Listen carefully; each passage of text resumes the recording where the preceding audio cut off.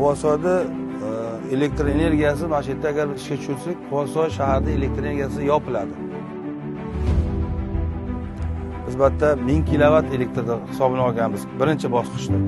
Ikkinchi bosqichda yana hisob-kitob qilganmiz, yana tekislik ko'paytirishda hisobini olganmiz. Davlatimiz rahbari ko'rsatmasiga binoan atrof muhitni asrash va yashil iqtisodiyot yili davlat dasturi asosida 2025-yilda energiya ishlab chiqarish hajmini qayta tiklovchi manbalar ulushini oshirish eng ustuvor vazifa sifatida belgilangan.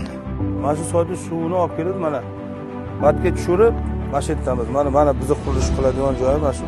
Biz mana shu suvni yana olib kelib baqa tashlab, keyin yana olib kelib manuga tashlash. 600 metr suv ag'da yurmaydi, faqat bag'da yuradi. Mana imkoniyat bor, iloji bor. Juda katta suv bor.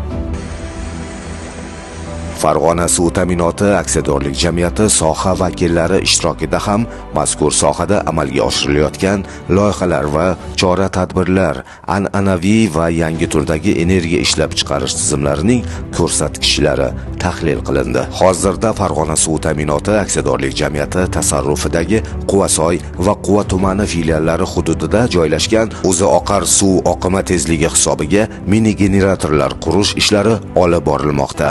Energiyani tejash, undan oqilona foydalanish va elektr energiya ishlab chiqarish uchun mini generatorlar yordamida soatiga 40 kilovatdan 1000 kilovatgacha elektr energiyasini ishlab chiqarish yo'lga qo'yilmoqda. Mazkur ustuvor vazifalar ijrosini ta'minlash maqsadida jamiyat rahbari tomonidan belgilab berilgan chora-tadbirlar joriy rejaga kiritildi. Farg'ona suv ta'minoti aksiyadorlik jamiyati axborot xizmati.